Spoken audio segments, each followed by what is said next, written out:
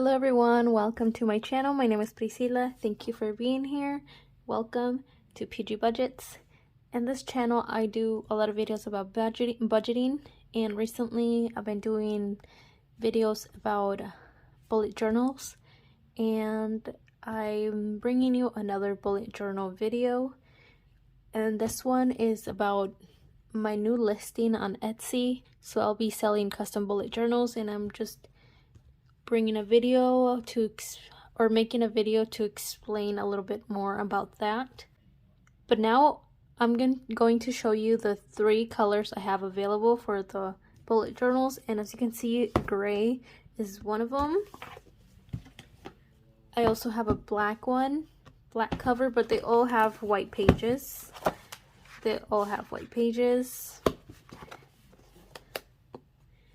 And then the last color is pink, and again, white pages, and they all come with 2 ribbons, and they come with this elastic band thing to hold your journal together. It comes with a little pocket in the back and a little pin loop, and this is really nice. It comes with 180 pages, like I said, and the thickness of the paper is 120 GSM.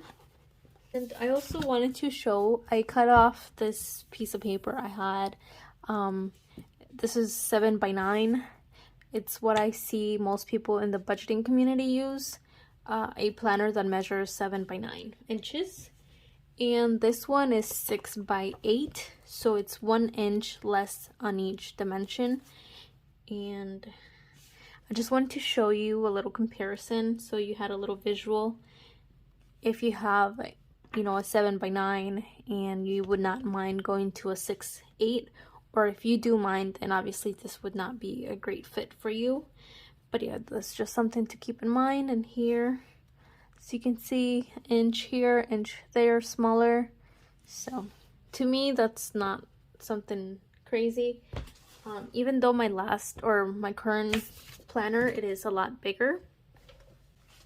This is my current planner and is a lot bigger than this. As you can see, this is I would assume a B5 size, and this is an A5. I think it's a tiny bit bigger than an A5, because I think an A5 is like 5 inches or something like that, and this is 6 inches by 8.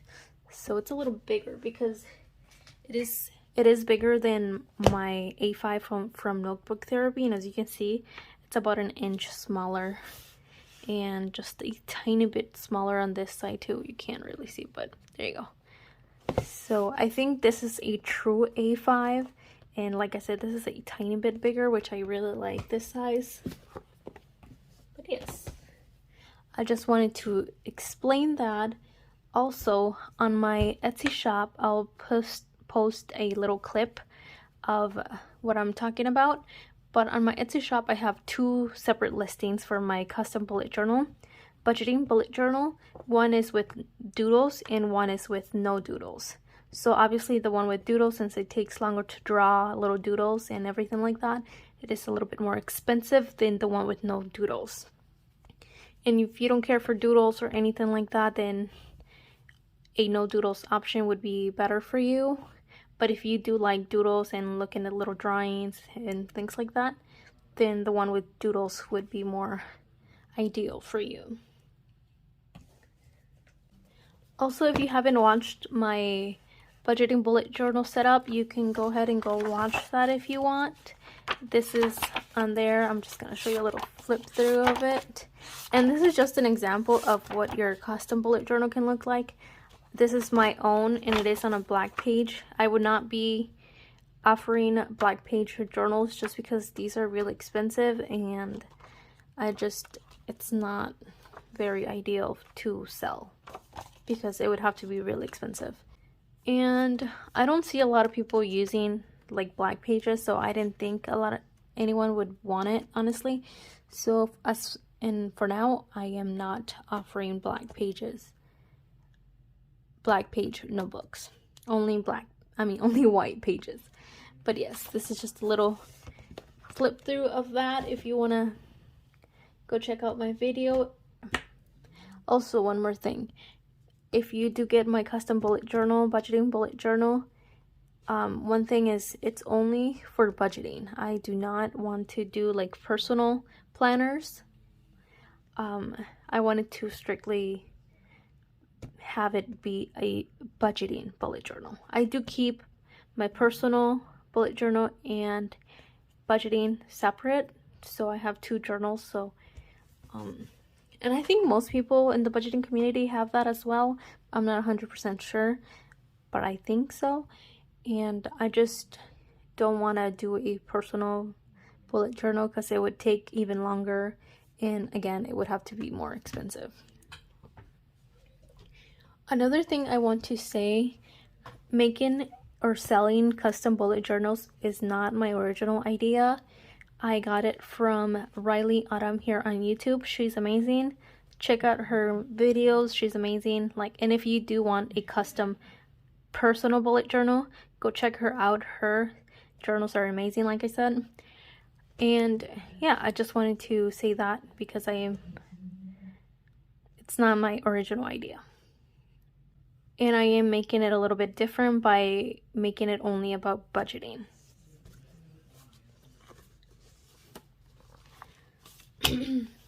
So yeah, let's just get started. Okay, so we're gonna start off with the yearly overview. And this setup is just to keep track of your growth from month to month, and also from a quarterly based. And like you see here, I am doing 3 months in one page, and of course 1 quarter.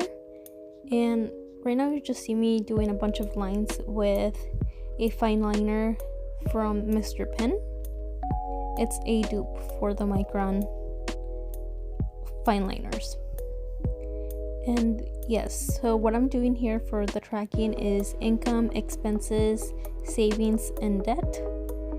And if you saw my last video where I'm doing my own, like my personal budgeting, I do change the quarter tracking just to fit my budget a little bit better, and which is something you can do if that's what you want. I do send, if you buy this custom budgeting bullet journal, I do send a form that you have to fill out, which helps me put your whole bullet journal together. And you can send me any inspiration pictures if you want. Those are helpful too. And of course, if you don't want this yearly overview on your bullet journal, you do not have to. These are just a few things that I'm doing on my own bullet journal. But now we're going to do the 50 envelope challenge, which is the challenge I'll be doing in 2022. I know most people on the budgeting community, they do the 100 envelope challenge, so that's also something you can add here instead of the 50 envelope challenge if that's what applies to you. And here I will do like a huge cut to like having it almost done. I'm not sure what happened here, but yes, it's still like it was just doing a bunch of lines, and now I'm drawing the little lines inside the envelopes to make them look like envelopes. This is my favorite setup, or my favorite spread I've done. I had a lot of fun, even though it took a long time to make 50 envelopes, but it was a lot of fun.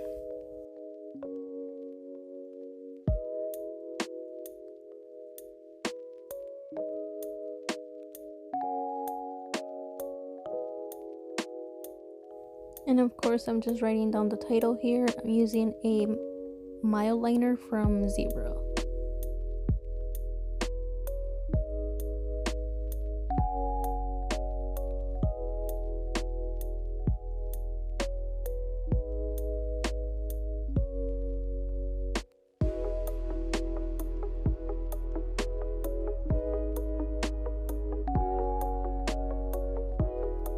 I love adding little highlights with my white pen here.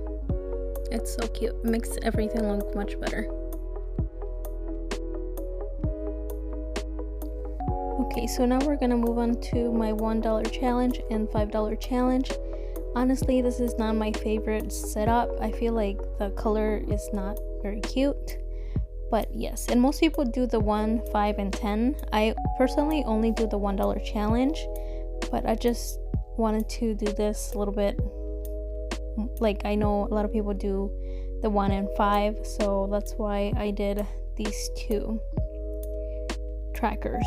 And I only put 4 boxes because I personally only keep track of it quarterly, so I only count my $1 challenge every quarter.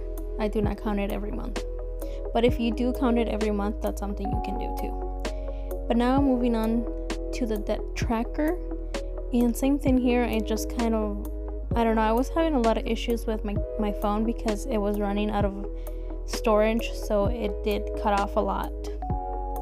And sometimes I wouldn't even notice. But yes, I personally only have 2 debts, my phone and student loans. So I personally do not need more than 2 trackers. But again, like I said, you can make this your own, so you can have as many trackers as you need. And yeah, it's pretty self-explanatory, just your debt, your starting balance, and the month, and minimum payment, extra payments, all of that. Here I am moving on to a monthly setup, which is just, I am doing a cover for the month. I kept it pretty minimal. And the option with no doodles, it will not have a monthly cover, like a month cover page. Only the one with doodles has this option. And then on the next page, I will do a monthly budget. Also, I want to say that if you do get the one with doodles, I will switch the order of the monthly budget and the monthly page. They will be switched because I realized that the monthly budget should be on the left because it's easier to look back to. And for this page or spread, I'm just using the file liner I've been using throughout this whole setup and the gray mild liner from Zebra. And I'm adding a little drop shadow here. I think it makes everything look so much better too. If you want your monthly budget to look in a specific way, you can also send pictures for inspiration, but for the most part they'll look like this. I think it's a nice setup. I think it'll apply for most, but like I said, you can make it your own, so feel free to send any pictures for inspiration. I was also having a lot of issues with my lamp. It kept going off and on, so I apologize for that. But now we're gonna move on to the calendar. Here I decided to use a gold gel pen, and I kind of regret this because it smeared a lot. I don't know if you can tell because of the lighting, it's kind of not the best lighting, but yes, this is a large calendar, and it is going to be smaller than the normal 7x9 because it is smaller notebook than 7x9, so you don't have a lot of space on the side. But if you want a smaller calendar, that's also an option. I personally enjoy the larger calendar rather than a small, but I do keep a small calendar for my personal bullet journal because I don't have a lot of things going on in my personal life. And for my budgeting bullet journal, I like to write on it, and put stickers of what I spend on that day, or if I didn't spend anything, I also like to track no spend days. But yes, I actually really like the colors I used in this setup. I am going to use this in the future for myself. I also measured the little boxes, and they're about 1.5 inches by 1.5 inches if that matters to you, especially for sticker users, because I don't know if most stickers will fit in here in these little boxes. Also, I do speak Spanish, so si quieres uno en español, solo déjame saber y lo puedo hacer.